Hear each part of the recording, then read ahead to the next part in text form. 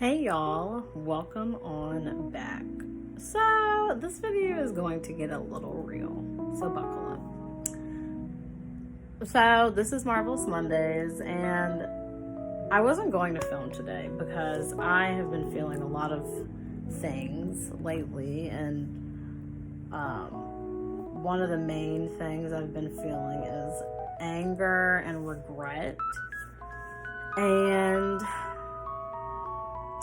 I really am always about like positivity and light and love and happiness and yay, but today I think this needs to be said. I think I've been feeling some type of way for a while, and I think it's finally time for that to kind of come out.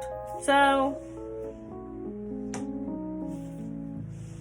I know I did a video basically talking about all of the racial injustices of our world and just how crazy it is that we're in 2020, but it feels like we just jumped all the way back to the 1900s. But I think there's so much that needs to be said. First things first, please check on your Black friends. Like, we have had to put on a happy face and still show up for work and still do our duties and still continue to fight for equality, and also not have a breakdown in the middle of the day at work, or not cuss out a family member because they're being racist. And it has just been an interesting time. It's been a very interesting time. People have actually reached out to me asking me like how I've been doing, and I appreciate you guys so much. And then I've had other people who've asked me like, oh, from your experiences, like, how do you deal with family members who are like not supportive and who are racist? And it's very simple. I completely cut them out of my life. The world is already filled with so much hate and cruelty, and it's so cold that I really rather not have a family member up in my corner who is not here with me, who is not fighting on the same side as me. You know what I'm saying? Like, history always repeats itself, and it's just very important to be on the right side of history, not the bad side. And I just want to talk to you guys today about dealing with years of being quiet. So when I say like years of being quiet, I mean like years where you have been in a situation where someone was being prejudiced or being racist, but because of their title or because of their position in your life, you've remained quiet. And you kept staying quiet and kept staying quiet. And that whole time, literally, you were compromising a part of who you were to help them feel comfortable. And you were sacrificing your voice and your feelings and your emotions to allow these people to feel comfortable. And they start to get complacent, and they start to think they can say whatever they want, and you're just going to sit there and take it. And then the day that you do stand up for yourself, you are now this hateful, angry Black woman or angry Black man or whatever. And it's so crazy because it's like, I can't tell you how many times people have been like, oh, you're so loud, you're so angry. Like, I like it when you're just like happy, Marvelous. I'm sure everybody likes other people when they're super happy, but when you're fed up and you're standing up for yourself and you're angry and you're passionate, all of a sudden you're the bad guy. And I've just been sitting here thinking like, then so be it. So be it. Paint me the bad guy. Paint me whatever way you want, because I know who I am and the people who know me know who I am. But I think I've realized I've been so tired and so exhausted. And a lot of people and family members that I've talked to feel the same way. Like, we're so drained. We're drained of screaming for you to see us. We're drained for screaming for you to not kill us and to not harm our children or harm our brothers or our cousins or our dads or our uncles. And Father's Day just passed, and it's so painful to think that George Floyd's daughter is never going to have another Father's Day with her dad. And so many others aren't able to celebrate Father's Day with their dads because their lives were taken from them because of police brutality. and because of race. You know what I mean? Like, I am black and I'm very proud about it, but it's so crazy because it's like, I didn't pick this color. I wasn't in my mom's womb trying to pick a shade. You know what I'm saying? Like, we were born with the skin that we have, and it's so crazy that, like, so many people who have white privilege are just like, you know, I'm not racist. I have black friends. What? Like, it's so exhausting. It's so exhausting to sit there and hear the comments in the summer like, oh my God, look, I'm almost as dark as you. Look, oh my God, look at our skin. We're almost the same complexion. No, we're not the same. We're not the same in any way, shape, or form. I was born with this skin. You go to a tanning salon to get yours, or you stay out on the beach to get yours.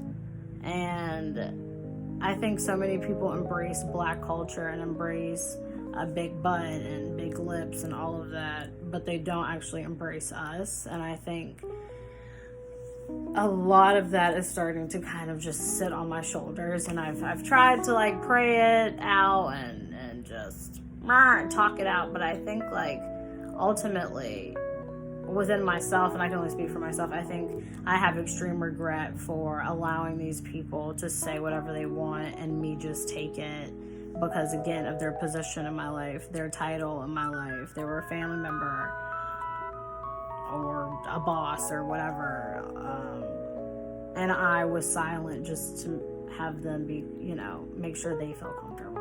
Because, let me not get too mad, because I'm going to turn into the stereotype of an angry black woman. And I think also that's why I always adore the villains in any story, in any movie. Okay, not any movie. Let's not go crazy. I do not think Hitler is the best. Okay, don't try to play me and say, oh, Marvel is it. No.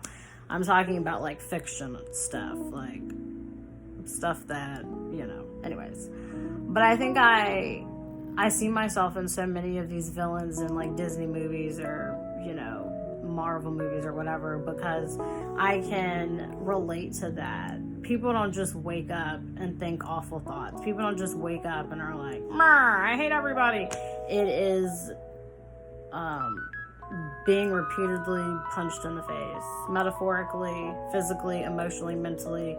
All of that is being punched over and over and over, and then being brainwashed that you are not enough. Much deeper, and I think we have all been so brainwashed, and so many things are coming to the light, and it's just like, this is what we've been screaming our whole lives, that we're not the bad guys, we're not these thugs that you paint us as, we're not these murderers that you paint us as. And let's just also talk about black on black crime. Let me just go ahead and pop that bubble for you. That does not exist. The reason it does not exist is because when black people kill other black people, they didn't murder them because of their skin tone. And blue lives do not exist. I'm also gonna pop another myth for you. Blue lives don't exist because, first of all, nobody is blue. Black lives matter. I am actually black. So, yes, my life matters. Blue lives do not matter because you chose a profession where for 40 hours or 70 hours a week, whatever, you put on a badge and you go do your job. But guess what? You get to take that badge off. If you want to take that badge off and go walk down the street, no one's going to know you're a cop. So blue lives don't matter because it does not exist. There is no human that is blue. Okay, so let's just... I'm not saying all cops are bad. I have family members. I have friends who are cops. I'm not saying they are bad. I'm just absolutely worn out, y'all. I'm gonna just tell it to you straight. I'm tired of being the bigger person. My animals are fighting. Tired of being the bigger person. I'm tired of keeping my mouth shut. And I'm not doing it anymore. Just plain and simple as that. If you get offended,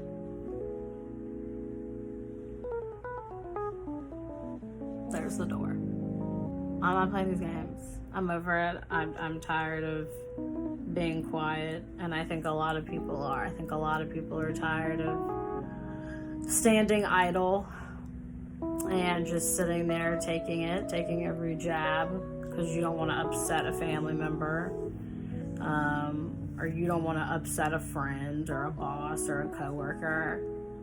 Nope. No. So that's really all I wanted to come up here and talk to you guys about. It is very therapeutic for me to talk and talk and talk and talk until I feel it out of my spirit and I can keep moving forward. But y'all, I'm tired, and I think a lot of people are tired. I think we're tired of having to scream for the same rights that everybody else has, and we're tired of having to explain why we feel so heavily about a situation or why we have the convictions that we have. I think it's just mentally, emotionally, and physically exhausting. Like, I'm tired of having to explain stuff to you. And that's another thing. Can you, like, stop asking black people, like, oh, can you educate me? No, I can't do that. You want to know why I can't do that? Because you have a phone. You have a computer. You can look it up. I'm not walking down memory lane with you because I have to live it every day. I don't need a reminder. I do not need you to ask me what happened to Emmett Till. I don't need you to ask me what happened to this person. What happened to this person? Look it up. Look it up. It's so simple. But, it's so frustrating. So that's all I'm going to say to you guys. That's all I'm going to say. Remember to stay safe. Stay sane. Be well. Check on your black friends. Stay safe and stay alive, guys. I love you.